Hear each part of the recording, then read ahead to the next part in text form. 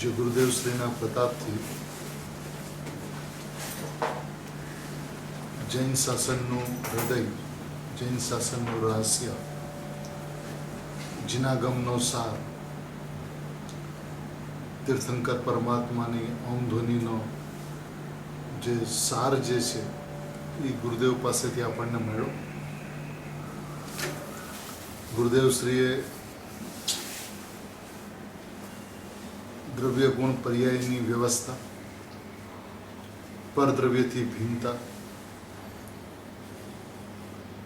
પ્રમાણ વસ્તુ વ્યવસ્થા, પ્રમાણ વસ્તુ વ્યવસ્થામાંથી આત્માર્થીનું લક્ષણ કે નિશ્ચયને કાઢે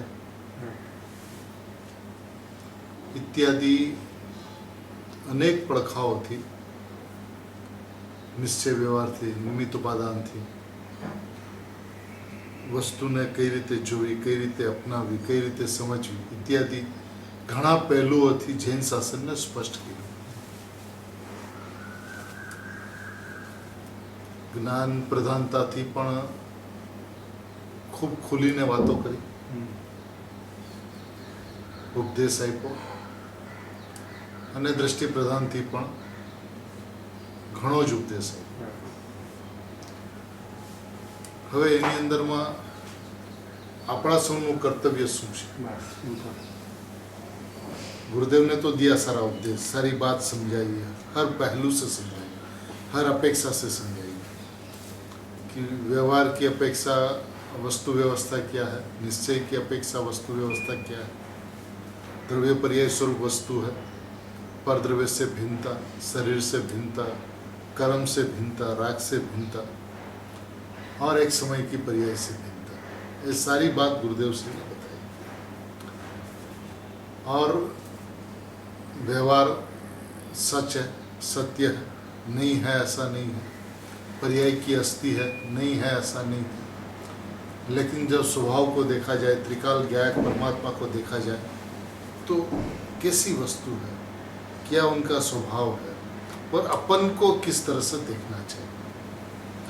बात सारी अभी अपने कोर्ट पे आई है कि अपन किस तरह से वस्तु को देखते हैं. आज तक जो वस्तु व्यवस्था समझ में आई है उसके अंदर में ऐसा अभिप्राय जीव के अंतरंग में रहा कि हमें सम्यक दर्शन प्राप्त करना है और सम्यक दर्शन प्राप्त करने के लिए आत्मा का लक्ष्य करना चाहिए. आत्मा का लक्ष्य होते ही सम्यक दर्शन होता है. तो इस अपेक्षा से उन्होंने मैं परमात्मा हूँ, मैं ज्ञायक हूँ, मैं ध्रुव हूँ ऐसा सुनकर समझकर ऐसा माना. लेकिन प्रश्न आज के दिन में यह है कि सही है न गलत है, आ साचू है कि खोटू है. ध्रुव त्रिकाળ છે, નિત્ય છે, પરમપારણામિક ભાવ છે, વાત તો સાચી છે. પણ એણે કઈ અપેક્ષાથી જોયું એ વાત છે. એણે એ સમ્યક દર્શન પ્રાપ્ત કરવાની અપેક્ષાથી એણે વસ્તુને નિત્ય જોયું. હવે સમ્યક દર્શન પ્રાપ્ત ન કરે તો એ નિત્ય વસ્તુમાં કઈ ફરક પડી જાય છે? ત્રિકાળી જ્ઞાયક પરમાત્મા જેમનો તેમ રહે છે કે એમાં કાંઈ વધઘટ થાય છે? અને જો એ જેમનો તેમ રહે છે તો એ આજે પણ એવો જ છે. તો એને સમ્યક દર્શનની અપેક્ષા કે મિથ્યા દર્શનના અભાવની અપેક્ષાનો પ્રશ્ન ઉત્પન્ન થતો નથી. આપણને वस्तु को जो देखा वो सम्यक दर्शन प्राप्त करने की अपेक्षा से देखा. ये दृष्टि बिल्कुल झूठ है और ऐसी दृष्टि पे द्रव्य की दृष्टि नहीं हो सकती, क्योंकि इस परिणाम का मकसद आत्मदर्शन प्राप्त करना स्वयं, और जिन परिणाम का मकसद आत्मदर्शन प्राप्त करना है उसलिए मैं परमात्मा हूँ, तो उसने निरपेक्ष सत्य को निरपेक्ष नहीं माना. वस्तु जैसी है वैसी नहीं मानी. एक बात मैंने यहाँ दोनों पहलू पे भूल हुआ. एक तो सम्यक दर्शन की अपेक्षा से उसने द्रव्य को देखा, वो पहली भूल, और द्रव्य की दृष्टि करने से सम्यक दर्शन प्राप्त किया जा सकता है, वो दूसरी भूल। माने पर्याय की स्वतंत्रता को उड़ाया गया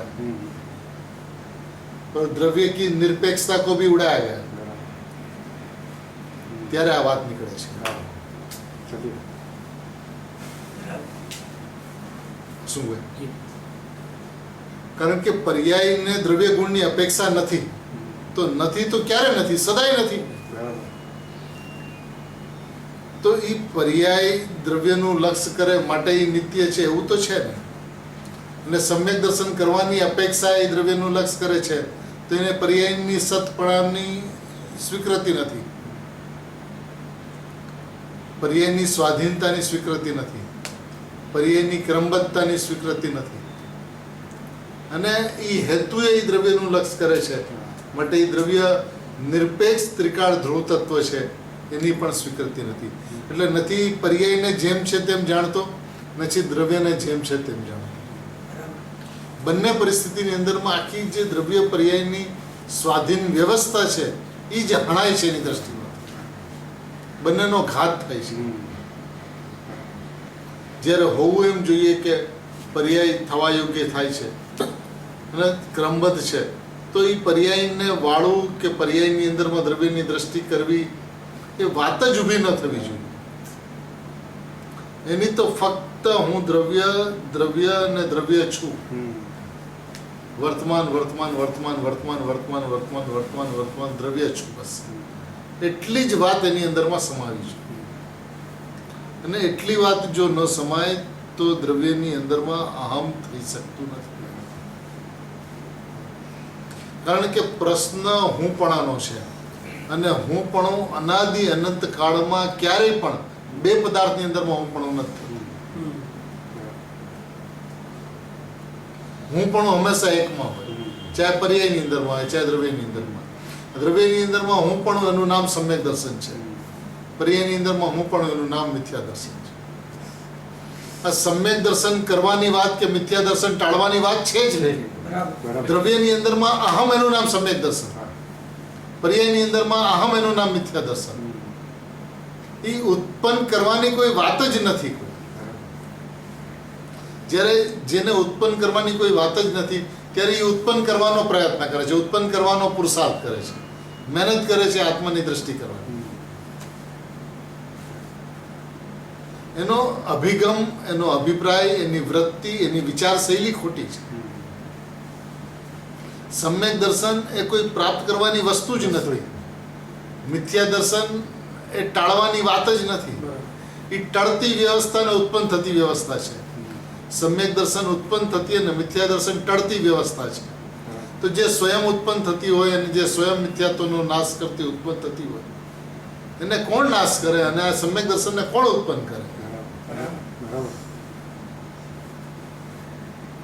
એ પર્યાયના સ્વભાવને એક્સેપ્ટ નથી કરતો, પર્યાયની વ્યવસ્થાને એક્સેપ્ટ નથી કરતો। જ્યારે પર્યાયની વ્યવસ્થાને એક્સેપ્ટ નથી કરતો ત્યારે સમ્યક દર્શન કરવાનો પુરુષાર્થ કરે છે, પણ સમ્યક દર્શન કરવાની વિશ્વમાં વ્યવસ્થા જ નથી। હું પરમાત્મા છું એવા વિશ્વાસમાં જે પરિણામ થાય છે એનું નામ સમ્યક દર્શન છે। એ થતી વ્યવસ્થા છે, ઉત્પન્ન કરવામાં આવતી વ્યવસ્થા નથી। કારણ કે પર્યાયનો અનાદિ અનંત સ્વભાવ થવા યોગ્ય છે, જે થવા યોગ્ય છે એને કોણ ઉત્પન્ન કરે? અને એ ઉત્પન્ન થવા યોગ્ય, ઉત્પન્ન થઈ પરિણામી અને જવા યોગ્ય છે, તો જવા યોગ્ય છે ને કોણ ટાળે? ઉત્પન્ન થવા યોગ્ય ને કોણ ઉત્પન્ન કરે ને જવા યોગ્ય ને કોણ ટાળે? સમ્યક દર્શન ઉત્પન્ન થવા, સંવર ઉત્પન્ન થવા યોગ્ય છે તો ઉત્પન્ન થવા યોગ્ય છે, એને કરનારા વિશ્વની અંદરમાં કોઈ નથી। અને સમ્યક દર્શન ઉત્પન્ન થતા મિથ્યા દર્શન જવા યોગ્ય છે, તો જવા યોગ્ય છે એને કોણ ટાળે? એક ટળતી વ્યવસ્થા ને એક ઉત્પન્ન થતી વ્યવસ્થા, બંને સ્વયં આપોઆપ થતી વ્યવસ્થા છે, અને એ બંને પરિણમન વખતે, એટલે સમ્યક દર્શનના ઉત્પન્ન વખતે, ઉત્પાદ વખતે કે મિથ્યા દર્શનના વ્યય વખતે ખરેખર વાસ્તવિકપણે જોવામાં આવે તો વાત ફક્ત ત્રિકાળી હું પરમાત્મા છું એટલી જ છે. એવી દ્રષ્ટિ થતા એક ઉત્પન્ન થઈ જાય છે અને એક ટળી જાય છે. મિથ્યા દર્શન ટળી જાય છે અને સમ્યક દર્શન થઈ જાય છે. એટલી સહજ સ્વાભાવિક વ્યવસ્થા છે. હવે આમાં એને સમ્યક દર્શન માટે દ્રવ્ય ઉપર લક્ષ કરવું એવું તો છે જ નહીં. કઈ દ્રવ્ય ઉપર લક્ષ કરવાની વ્યવસ્થા છે જ નહીં. હું દ્રવ્ય છું એનું નામ લક્ષ છે, હું પરમાત્મા છું એનું નામ લક્ષ છે, હું ભગવાન છું એનું નામ લક્ષ છે, એનું નામ અહમ છે, એનું નામ એકત્વ છે, એનું નામ લીનતા છે. અને જે સમય થાય છે એ સમય સમ્યક દર્શન છે. એટલે સમ્યક દર્શનની પર્યાયની સાથે કોઈ સંબંધ જ નથી. સંબંધ છે દ્રવ્યની સાથે, પ્રયોજન છે દ્રવ્યની સાથે, અને દ્રવ્યની અંદરમાં હું પણ થતા આ ઉત્પન્ન થઈ જાય છે. એ થવાય છે.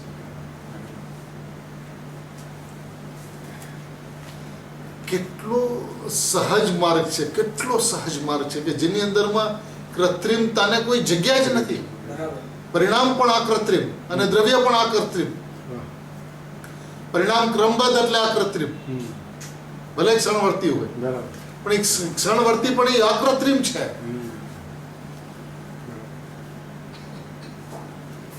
કારણ કે એની ક્રમબદ્ધતા નિશ્ચિત છે. તો એ ક્રમબદ્ધ એની અકૃત્રિમતા છે અને કરવું એની વિકૃતતા છે.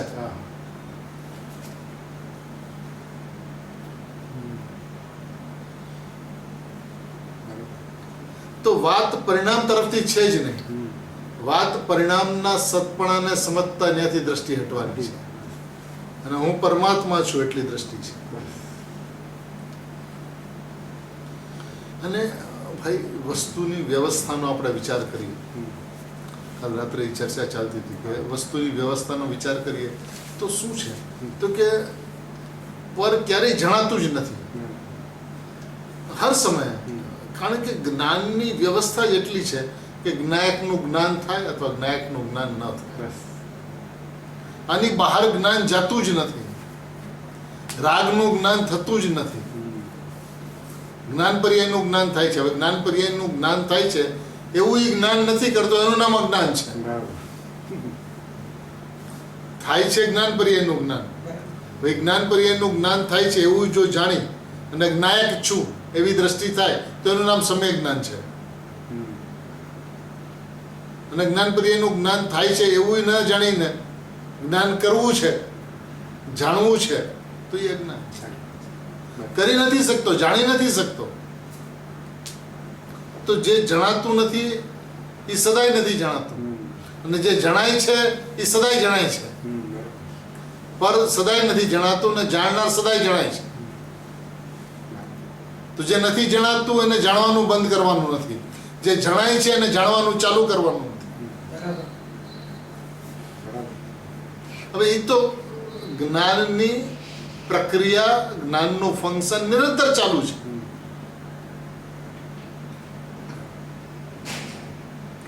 એમની દ્રષ્ટિ ફક્ત હું જ્ઞાયક માત્ર વસ્તુ, બસ એટલું એનું અહમ થવું જોઈએ. અને આ વિશ્વાસની વસ્તુ છે, શ્રદ્ધાનો વિષય છે. શ્રદ્ધા કરવાની નથી હોતી. આજ કોઈને ગુરુદેવ ઉપર એમ કહેવું પડે તમે ગુરુદેવ ઉપર શ્રદ્ધા કરો,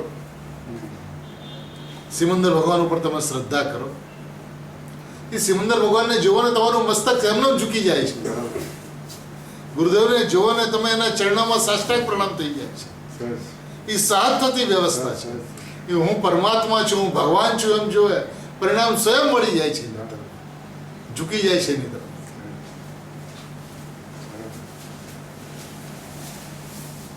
પરિણામને વાળવાની વાત જ નથી, દ્રવ્યને જોવાની વાત જ નથી. હું દ્રવ્ય છું એ વાત છે. હું દ્રવ્ય છું એવું જ્યાં જોવે છે, એવું જ્યાં માને છે, તો જે પરિણામ થાય છે એનું નામ સમ્યક જ્ઞાન છે.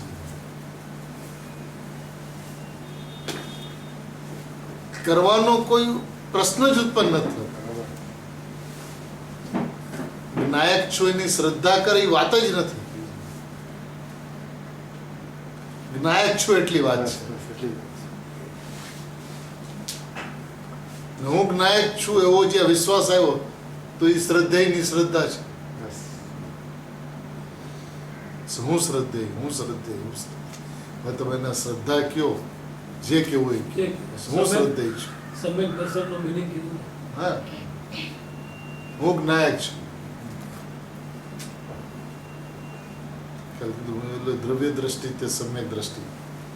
તો એની અંદરમાં એવું ક્યાં લખ્યું છે કે સમ્યક દર્શનની અંદરમાં તમે દ્રવ્યનું દર્શન કરો, દ્રવ્યની દ્રષ્ટિ કરો તો સમ્યક દર્શન થાય છે? એવું કઈ છે જ નહીં. એવી પરિભાષા જ નથી. દ્રવ્યની દ્રષ્ટિ કરો એમ પણ નથી. દ્રવ્ય દ્રષ્ટિ, હવે દ્રવ્ય દ્રષ્ટિની અંદરમાં દ્રષ્ટિ નથી, માત્ર દ્રવ્ય છે. માત્ર દ્રવ્ય છે એનું નામ દ્રષ્ટિ છે અને એ સમ્યક દ્રષ્ટિ છે. એકદમ ભાઈ શોર્ટ એન્ડ સ્વીટ છે. એકદમ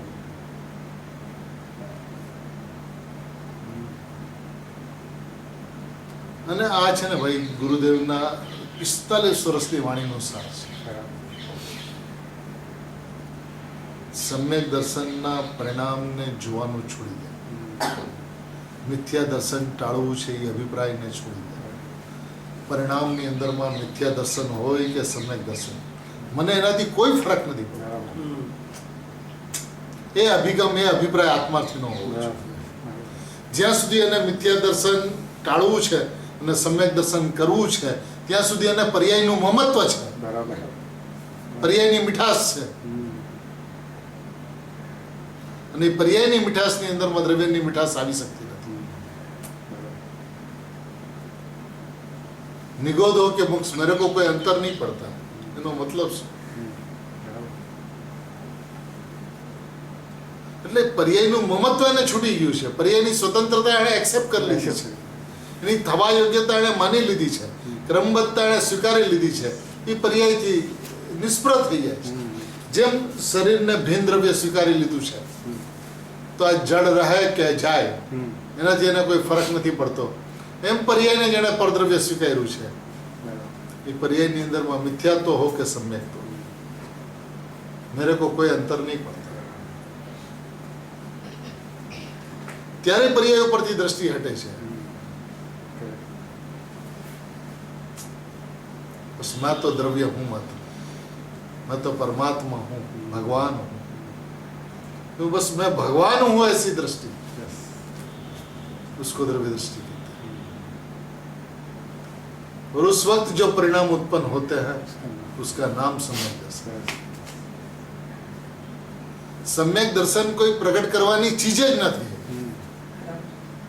सम्यक દર્શન એટલે સાચું દેખવું, सम्यक જ્ઞાન મને સાચું જાણવું. સાચું દેખવું ને સાચું જાણવું. ભગવાન છું એવું દેખવું, એવું માનવું, એ સમ્યક દર્શન છે. સમ્યક દર્શનની બીજી કોઈ પરિભાષા નથી.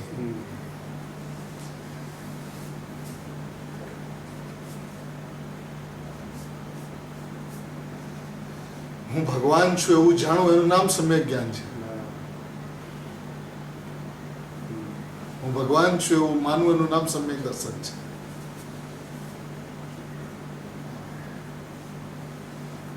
એ તો નામ છે ને સમ્યક દર્શન ને સમ્યક જ્ઞાન.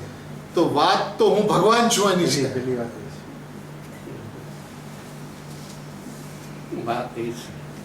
વાત હું ભગવાન છું એની છે. બધા ભગવાન છો એની વાત છે. એ થાવો એ તો વ્યવસ્થા છે પર્યાય. પછી હોય બધા ભગવાન છો એ વાત મૂળ છે. એ કહે છે તમે બધા ભગવાન છો તો આપણો સ્વર્ય આવો જોઈએ કે હું ભગવાન છું. બસ એટલી જ વાત. બસ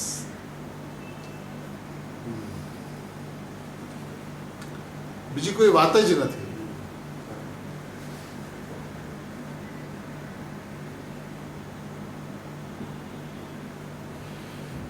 જે પરિણામથી નિષ્ફળ થઈ ગયું છે ને હું ભગવાન છું એવું માનતા પરિણામમાં જે હો તે હો, મને એની કોઈ અપેક્ષા નથી. કારણ કે દ્રવ્ય ને પર્યાયનું અવલંબન નથી હોતું. પર્યાય ને દ્રવ્યનું અવલંબન છે કે નહીં, પર્યાયનો વિષય છે. વાસ્તવિકતા એ કહે છે કે પર્યાય નિરાલંબન છે.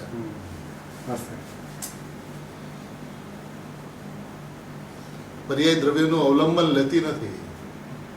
હું દ્રવ્ય છું એ નિરાલંબન પણ કહે છે. સત ન હેતુ પણ છે. હા,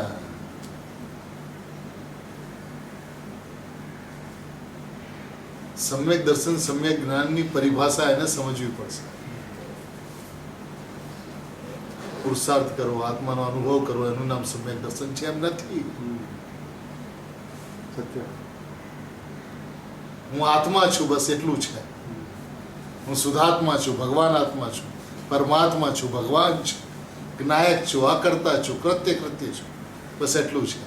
આ જ પુરુષાર્થની પરિભાષાથી આટલી જ વસ્તુ છે. બસ આટલી વસ્તુ તમે માનો એને પરિણામથી પુરુષાર્થ કયો, પરિણામથી સમ્યક દર્શન કયો, પરિણામથી મોક્ષ માર્ગ કયો, પરિણામથી સૌમર નિજરા અને મોક્ષ કયો, જે પણ કયો. હું આ જે વસ્તુ છે એ બંધ અને મોક્ષથી શૂન્ય છે, અને હું આ જે વસ્તુ છું તે બંધ અને મોક્ષના કારણથી પણ શૂન્ય છે. બરાબર. બંધ એટલે મોક્ષ, એમાં કોઈ પરિણામ બાકી ન રહ્યા. એનાથી શૂન્ય છું અને એના કારણથી પણ શૂન્ય છું. એટલે બંધ મોક્ષ થાય છે તો એની યોગ્યતાથી થવા યોગ્ય થાય છે. મને એની કોઈ અપેક્ષા નથી. એની અસ્થિ એનામાં હો, મને કાંઈ વાંધો નથી. એ સમ્યક્ત રૂપે પરિણામો મને કાંઈ વાંધો નથી. એ મિથ્યાત્વ રૂપે પરિણામો મને એનાથી કાંઈ વાંધો નથી. અને તમને એમ હોય કે હું પરમાત્મા છું એવા નિર્ણયથી સમ્યક દર્શન થાય છે તો પર્યાયનું મહત્વ છે, મિથ્યા દર્શન છે. ભાઈ, આ મિથ્યા દર્શનનું એવું રૂપ છે કે જે જીવને આજ દિવસ સુધી ખ્યાલમાં નથી આવતું.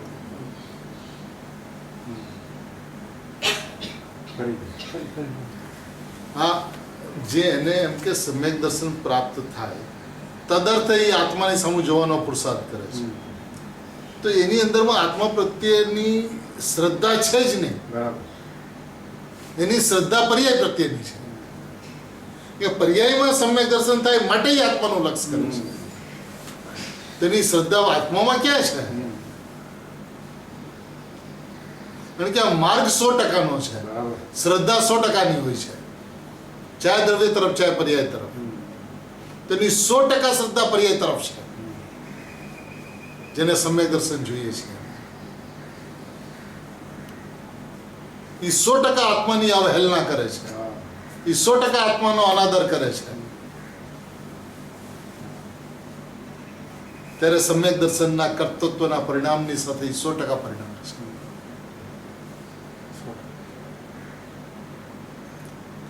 વચલી વાત જ નથી એની અંદર.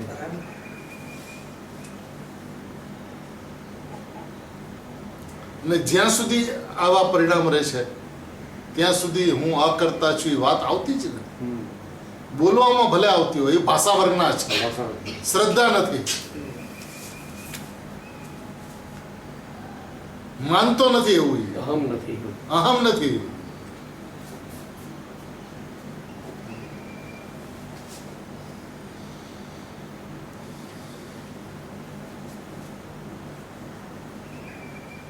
અને આ માર્ગની અંદરમાં પપ્પાબાઈનું રાજ નથી ચાલતું. તમે અંદરમાં કાંઈક રાખો અને બહારમાં કાંઈક, એ માર્ગ જ નથી. તમે વિચાર કરો ભાઈ, દ્રવ્યલિંગી મુનિને એવી કઈ ભૂલ રહી જાય છે કે જેને કારણે આવો તત્વ આટલું ચોખ્ખું હોય અને સ્વયંસમની અંદરમાં, ધારણાની અંદરમાં ઉપદેશ પણ ચોખ્ખો આવતો હોય કે સામેવાળો જીવ સમજી ન શકે આ દ્રવ્યલિંગી છે કે ભાવલિંગી. એટલી ચોખ્ખી વાત હોય, એટલો ચોખ્ખો વ્યવહાર હોય એનો, એવું એનું સ્પષ્ટ જીવન હોય. ગુરુદેવ કે ચામડા ચીરીને મરચા છાંટે તો ઉંકારો ન કરે, એવી એની ક્ષમતા હોય. છતાં એ પર્યાય દ્રષ્ટિ છે.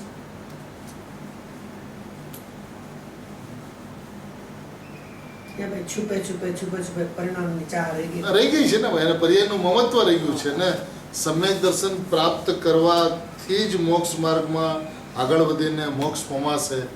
અને એના માટે દ્રવ્ય ઉપર લક્ષ કરવું જરૂરી છે.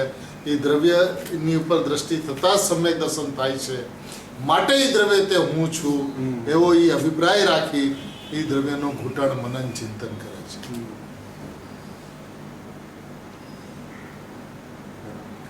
નિષ્ફળતાથી, નિરપેક્ષતાથી, પર્યાયની ઉપેક્ષા રાખી અને દ્રવ્ય માત્ર હું છું, પર્યાયને હેય માની, નવતત્વને હેય માની, દ્રવ્ય માત્ર હું છું એવી ઉપાદેયતા એને ભાઈસી જ નથી.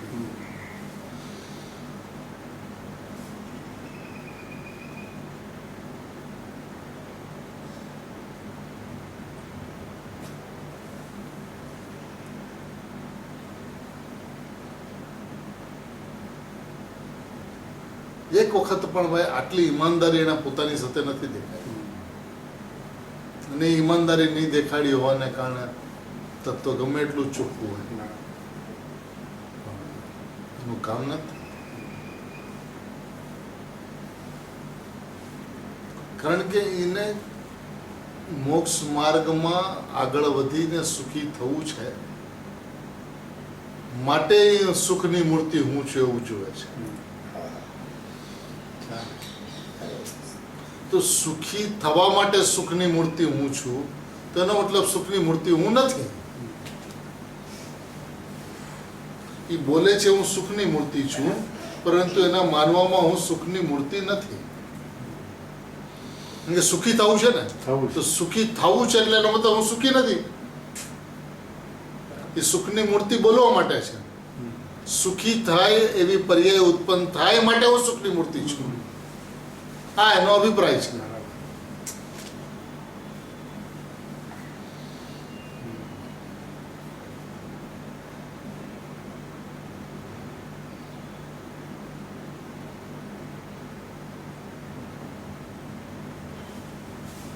અને નિષ્પ્રપણે સુખની મૂર્તિ છે એવું માને અને સુખી ન થાય એવું બનતું નથી. સ્વભાવથી ભગવાન છું એવું માને અને ભગવાન ન થાય એવું બનતું જ નથી. પણ ભગવાન થવા માટે હું ભગવાન છું તો એ ભગવાન થતો જ નથી. એટલે એનો મતલબ શું છે ભાઈ? તમે જ્યારે પર્યાયથી શરૂઆત કરીને દ્રવ્ય ઉપર આવો છો તો એ પર્યાય દ્રષ્ટિ છે, અને દ્રવ્ય ઉપર જ રહ્યો છો તો એ દ્રવ્ય દ્રષ્ટિ છે, અને એ દ્રવ્ય દ્રષ્ટિની અંદરમાં પર્યાય સમ્યક થઈ જાય. પર્યાયની વ્યવસ્થા એવી છે કે પર્યાયમાંથી તમે દ્રવ્ય ઉપર જુઓ તો પર્યાય ઉપરથી તમે ઉઠ્યા જ નથી, અને દ્રવ્ય ઉપર આવી શકાતું જ નથી. અને દ્રવ્યમાં બેસીને હું દ્રવ્ય છું એવું જુઓ અને પર્યાયની ચર્ચા જ ન વિચારો તો એ પર્યાય સુખી થયા વિના રહેતા.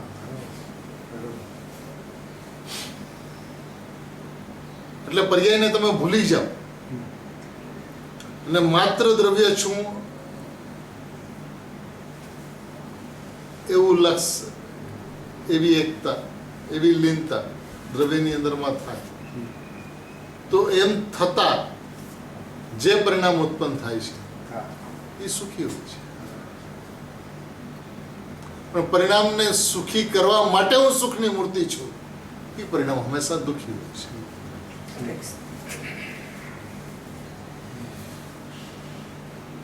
એને હંમેશા પ્રયત્ન ભાઈ, કારણ કે છે ને જીનવાણીમાં પણ એવું આવે કે પહેલા એક વખત તું દુઃખી છું એવું નક્કી કર તો તું સુખને શોધીશ, અને સુખને શોધીશ તો તને સુખ મળશે. હવે આ વાત રાગની અપેક્ષાએ કરવામાં આવેલી વાત છે, સંસારની અપેક્ષાએ કરવામાં આવેલી વાત છે, શરૂઆત કરવાની અપેક્ષાએ કરવામાં આવેલી વાત છે. પણ આવું ભેદ જ્ઞાનનું સ્વરૂપ જ નથી.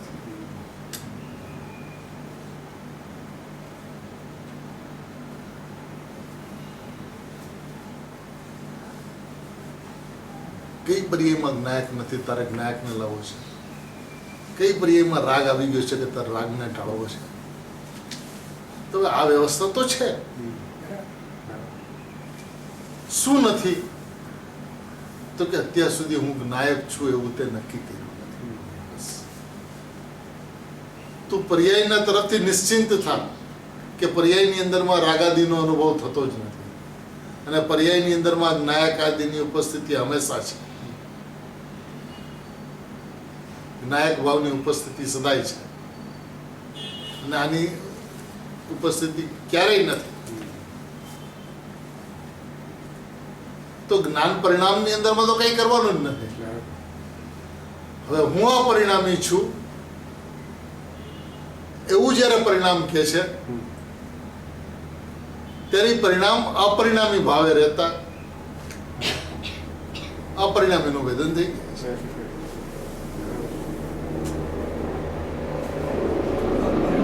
રહેતા રહેવું જોઈએ એને અપરિણામી.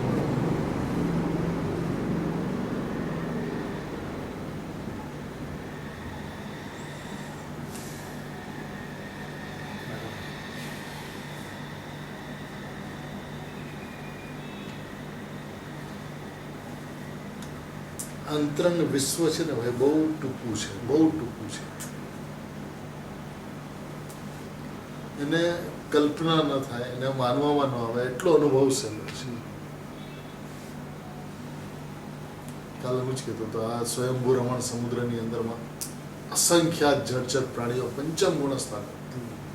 કયો શાસ્ત્રનો અભ્યાસ, કોણ ઉપદેશક, કયો ક્ષયોપસમ,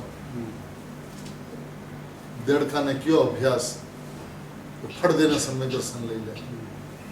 મુનિઓ કેટલો વિકલ્પ કરે તો પૂણી સેકન્ડે આત્માનો અનુભવ કર્યા કરે.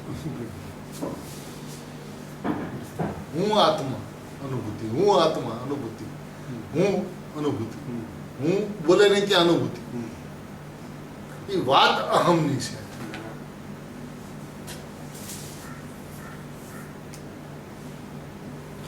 અનુભૂતિની અંદરમાં આત્મા છે તો છે, આત્માને આત્માનો અનુભવ છે તો છે, સ્યાદવાદ છે તો છે, અનેકાંત છે તો છે.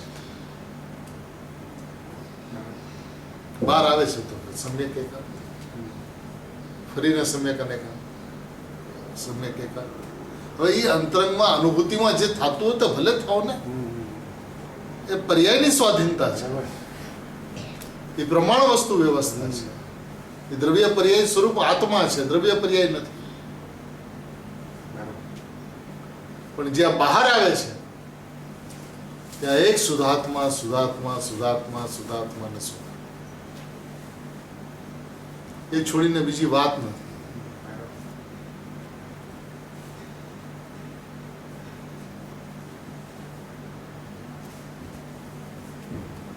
એટલો પરિણામથી એ નિષ્પ્રદ. પરિણામને શા માટે આચાર્ય ભગવાન મુનિરાજ પરદ્રવ્ય તરીકે જુએ છે, પરભાવ તરીકે જુએ છે? મારો સ્વભાવ નથી, હું ત્રિકાળી છું. કે અહીંયા પ્રશ્ન જ્ઞાનનો નથી, અહીંયા પ્રશ્ન શ્રદ્ધાનો છે.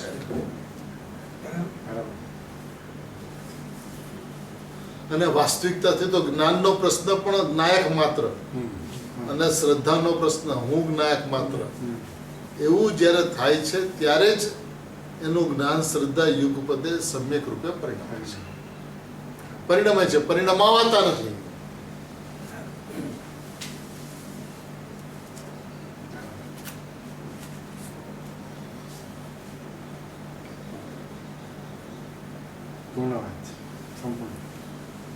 બસ આટલું જ જૈન દર્શન છે ભાઈ, આટલું જ જૈન શાસન છે.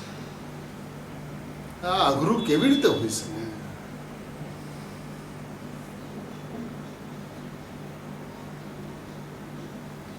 હવે એની માનવામાં નથી આવતું એટલે એને અઘરું લાગે છે.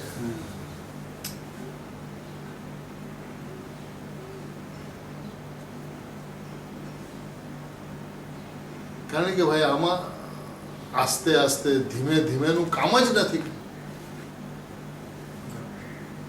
એક ઘાને બે કટકાનો હિસાબ છે.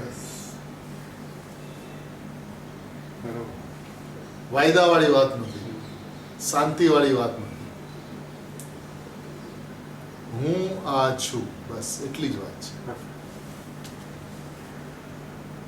બીજી દુનિયાની મને નથી ખબર.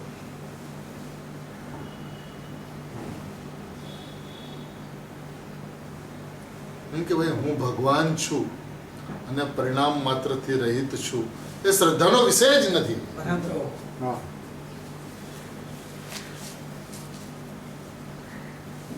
એટલે હું દ્રવ્ય છું, ત્રિકાળી છું અને પરિણામ રૂપ હું નથી, પરિણામથી હું રહિત છું એવી અસ્થિ નાસ્તિની વાત એ તો અનેકાંતની વાત છે.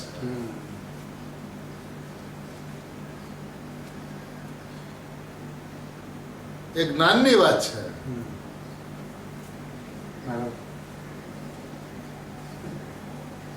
એક વાત કરો, કાં હું દ્રવ્ય છું કાં હું પર્યાય છું, બસ બીજું કાંઈ.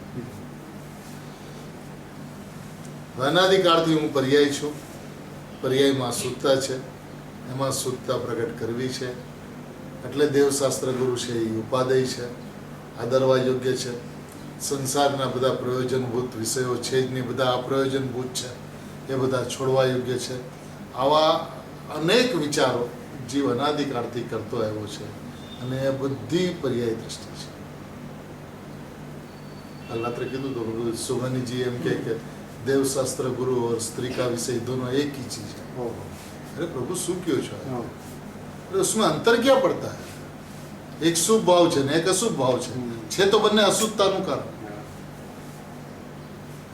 એટલે એટલો આતરો જેને દેખાતો નથી એમાં એને કઈ ફરક નથી દેખાતો.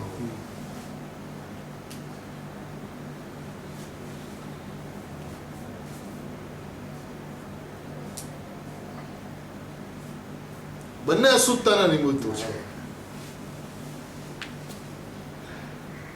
अब ये सोचने के लिए भी छाती चाहिए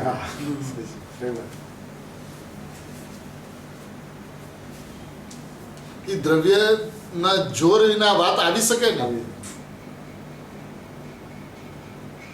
કારણ કે એક શુભ ભાવ છે, કારણ કે એ દેવશાસ્ત્ર ગુરુના પ્રત્યે લક્ષ્ય જતા એ નિમિત્ત છે. તો ભક્તિનો ભાવ આવશે, વંદનનો ભાવ આવશે, અહોભાવનો ભાવ આવશે, તો નૈમિતિક પણ તો એવો જ ઉત્પન્ન થશે. રાગ જ ઉત્પન્ન થશે ને, બીજું શું થશે? અને પેલામાં પણ રાગ જ થશે, એક અશુભ રાગ ને એક શુભ રાગ. આતરો શું છે બંને? બંનેનો ફળ સંસાર જ છે.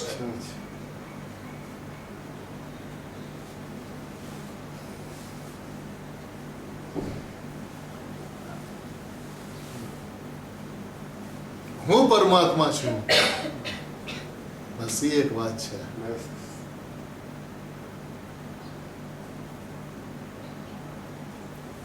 અને એ વાત જ્યારે એને સમજાય છે ત્યારે બસ દ્રવ્ય હું છું, ભગવાન હું છું, પરમાત્મા હું છું એવો નિર્ણય થઈ જાય છે. હવે એવો નિર્ણય થયો, એમાં જે પર્યાય ઉત્પન્ન થઈ એને જગતની અપેક્ષાએ, પર્યાય ભેદોની અપેક્ષાએ, વસ્તુ વ્યવસ્થાની અપેક્ષાએ સંવાર કહેવાતો એ તો ભલે કહેવાય, મને કાંઈ વાંધો નથી. અને મોક્ષ માર્ગ કહેવાતો હોય તો ભલે ને કહેવાય, શું વાંધો છે? મારે એનાથી પ્રયોજન નથી. મારે એનાથી પ્રયોજન નથી.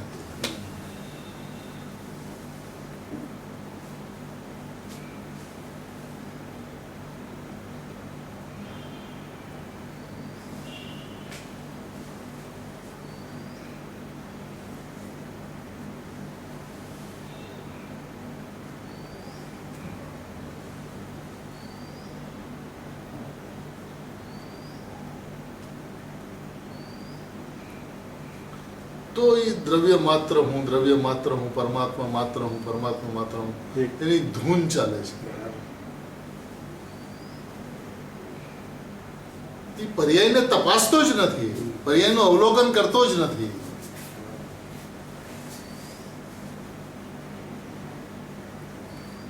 કારણ કે એને ખબર છે કે પર્યાય નિયમથી શુદ્ધરૂપે પરિણમશે.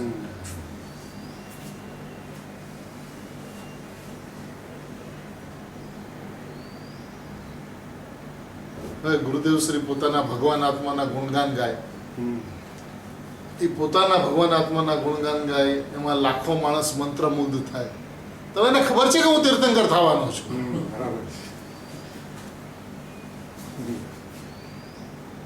નહીં તો આ રીતે મુમુક્ષુ સમાજ ગાંડો થાય એ વાણી સાંભળીને. તો એ જીવ તીર્થંકર ને યોગ્ય હોય તો જ આ વાત બને.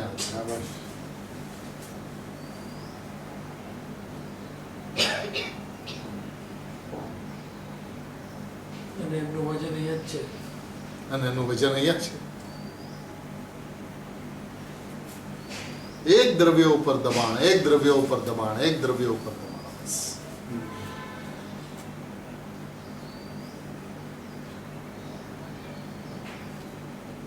તમે મુક્તિ કહો તો કહો, અમને કાંઈ વાંધો નથી. પણ અમને ખબર છે કે અમે મુક્ત સ્વરૂપ છે.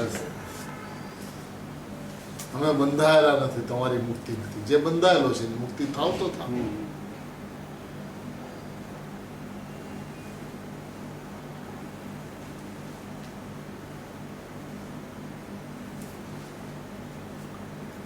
બધા સ્વભાવથી મુક્ત છે.